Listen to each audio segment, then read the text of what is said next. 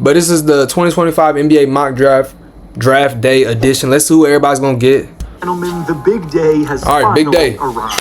For the entire Let's get into it. We on this channel have been posting one mock draft every single month leading up to the main event. And today is the day that the main event has finally arrived, as it is officially draft day. And later tonight, Hoops Reference. Shout out Hoops Reference. Prospects come true when they hear their names called. With that being the case, this is our final NBA mock draft for 2025. Final NBA mock draft. Officially predicting who we believe will be selected where, based on everything that has gone on during the pre-draft process. Before we get into Knipple can dunk. A good amount of you watching right now aren't even. I did not know Knipple could dunk. I'm not gonna lie. Content, consider hitting the subscribe button, as not only does it help out a ton, but it also very much appreciated. Now, with that being said, let's begin. Starting with the #1 pick in the draft, the Dallas Mavericks select Cooper Flagg from Duke. Duh, that's obvious. Guaranteed already, and has been since the draft lottery went down, rewarding Dallas with the pick. Cooper Flagg came into the year viewed as a top prospect in this year's class, and nothing between obvious decision right here. Obvious. Him still locked in at the top of the board. He's an elite two-way talent standing at 6'9", with a fiery competitive drive that pushes him to work as hard as anyone, and him playing next to Anthony Davis gives the Mavericks a ridiculous. They do have Anthony Davis. I forgot. And they got Daniel Gafford too. And Derek Lively, bro. They low-key big as fuck. He plays strong around the basket. They're gonna be solid, bro. His three-point shot is They just need a point guard because Kyrie out. And his presence on the Mavericks will make their eventual transition into the next generation of Mavericks basketball much easier with an established September 9th, 2005. Next, with the second pick in the draft. Yeah, I was shocked about that pick. Select Dylan Harper from Rutgers. Okay. This is my only thing with this pick. They already have De'Aaron Fox. You know what I'm saying? Like, I realized that Dylan Harper is probably going to go to San Antonio. But I'm not going to be surprised if San Antonio trades this before the draft. You know what I'm saying? Like during the draft. They're definitely probably going to trade this because they don't need Dylan Harper. I'm not going to be surprised if they try to get Giannis or something with this. The Spurs still seem like a team that could entertain a last-minute draft day trade. Yeah, they're definitely going to trade that shit. I'm not going to lie. Then they're still absolutely taking Dylan Harper here and not thinking twice about it. Dylan might get traded on draft night. You know what I'm saying? Because they don't need him. You know what I'm saying? Like, they already have De'Aaron Fox. They already got Sham Penny. They already got Keldon Johnson. They got so many point guards, they don't need him.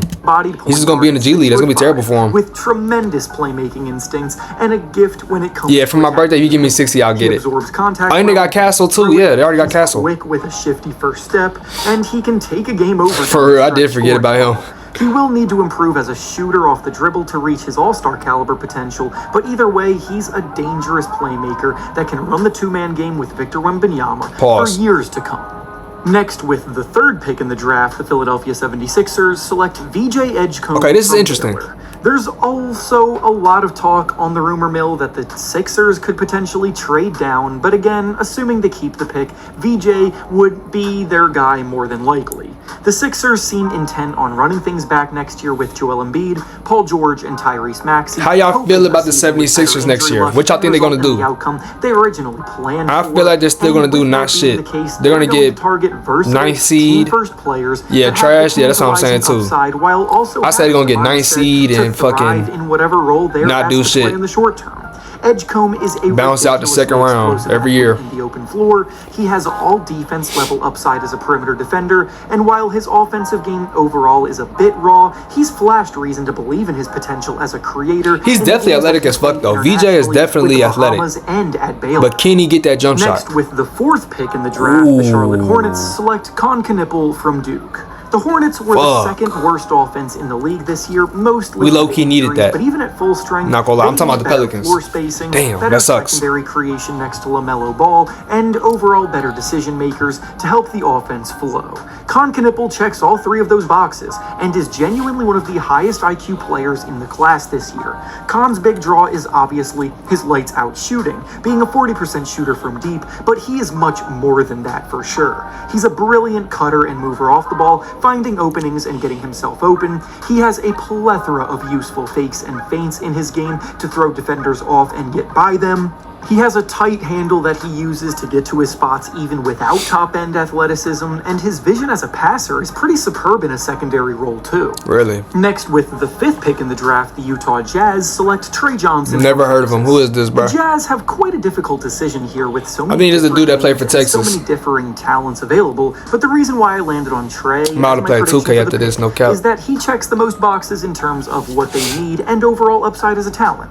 Trey led the SEC in scoring this year, putting. Grant, did you watch this dude? Like, is he nice? He did so while not. I've never heard of him. 20% of his threes, which primarily came from his own creation. That level of shot making is something their backcourt is in desperate need of. And with both Jordan Clarkson and Colin Sexton having just one. That's what I'm saying. I've never heard of this guy. The path to a he could be fucking LeBron James in the flesh. I just don't know. Next, with the 6th pick in the draft. Fuck, man, right before the fucking 7th, bruh. This is, I hope Washington sells, bro. Please, if you're the GM and you're listening to this, please sell. Please let this come to the Pelicans, bro. I'm begging you. The Washington Wizards select Ace Bailey from Rutgers.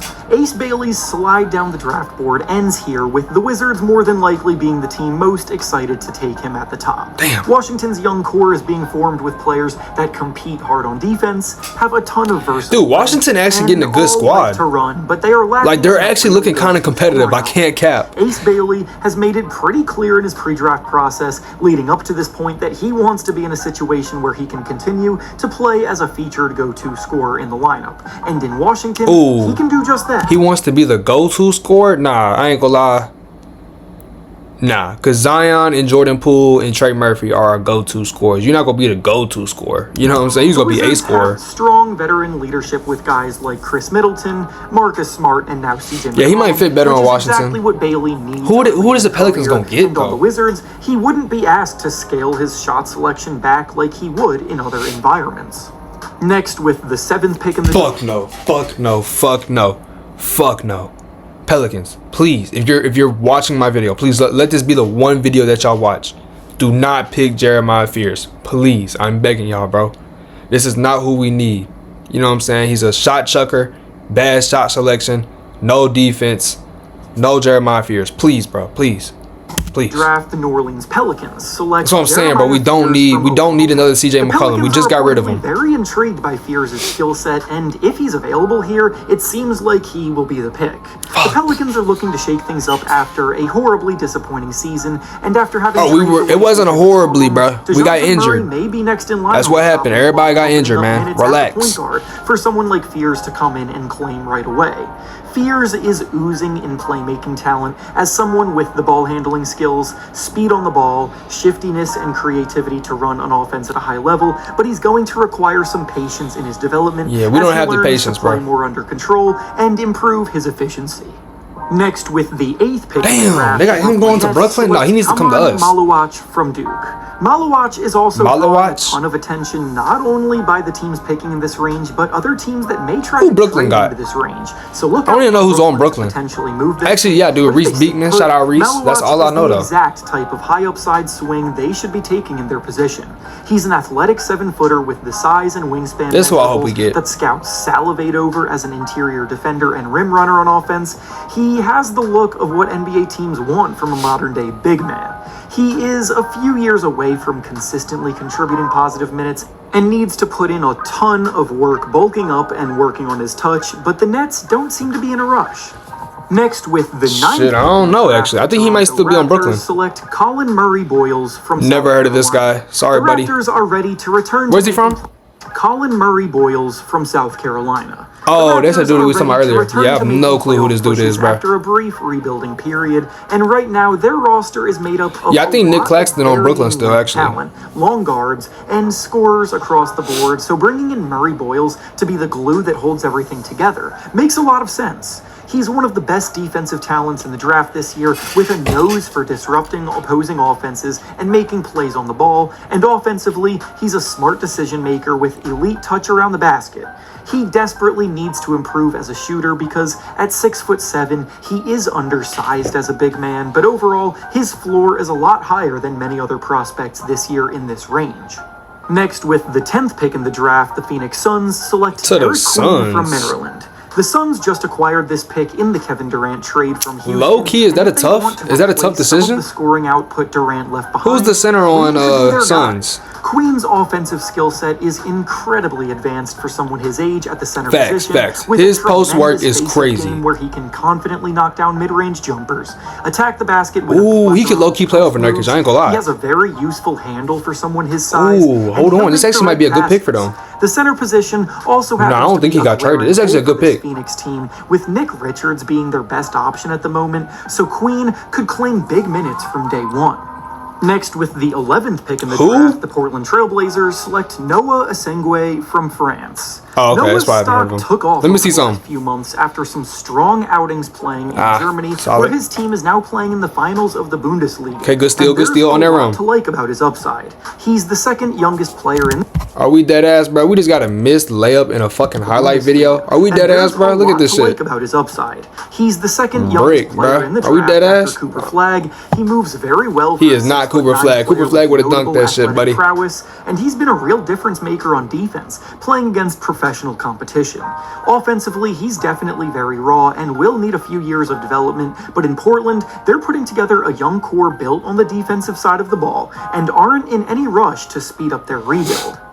Next, with the 12th pick in the draft, the Chicago Bulls select Carter Bryant from Arizona.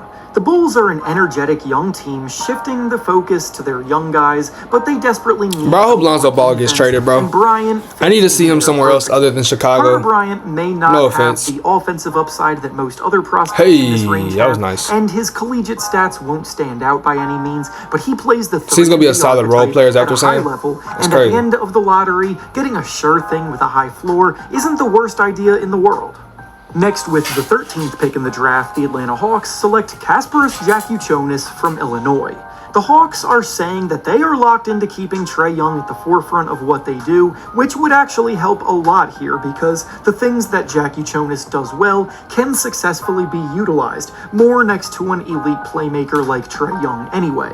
Jakučionis' biggest strengths come from the fact that he is a big-bodied guard with tremendous passing instincts, and when it comes to making the right read and finding the I've never heard of this guy, bro. Illinois, I don't really watch too much basketball out there, so and finishes well in the paint, but he I needs guess to work if this is on who his Atlanta wants to shot get, that's what they're creation gonna get, I skills guess. and his overall No perimeter opinion. shooting to improve as a scorer. And in Atlanta, he wouldn't need to be playing on the ball nearly as much, which would have exposed those weaknesses more. And finally, with the last pick of the lottery this year, the San Antonio Spurs select Joan Berenger from France. Okay. That's right. The This must be nation of Wemby's France best is friends. I've continuing never to heard of crank him. out top-end basketball prospects, and They for a trying to team keep like the Wemby Spurs, any way who are possible. led by the greatest French prospect ever, this is a pairing I believe they may be very tempted by. Berenger has been playing in Slovenia, and this past season played a massive role in them winning the League Cup. As a center, Ooh, so he's got a very well championship, may be huh? the best rim Shout protecting out. prospect in the class this year, and while he's quite raw offensively, he at the very least knows how to put his phenomenal physical tools to use. He's incredibly athletic and bouncy, throwing down some powerful dunks around the rim. He moves very well for a 7-footer, and the combo of he and Wembanyama as a defensive front court duo. How y'all feel would be about this? frightening Y'all for think they're just trying to get opposing Wemby a teams best trying friend to on the score in team? paint. Help him stay there? And with that being said, Or y'all think that's it's a all I have real- for you today. Make sure real to player? like the video, subscribe to the channel, and comment down below who you want your favorite team to draft tonight. Thanks for watching, and I'll see you. Damn, hold on. The Warriors ain't got a... Yeah, that's what I'm saying. It's probably a buzz. They probably just trying to keep Wemby. I got my chain, I'm trying to hit it something. Went on that mission with them diamonds. Still I move the finest. Ball still a hard. If you ain't catch it, bitch, rewind it. Put that shit right in front the house, no, I know a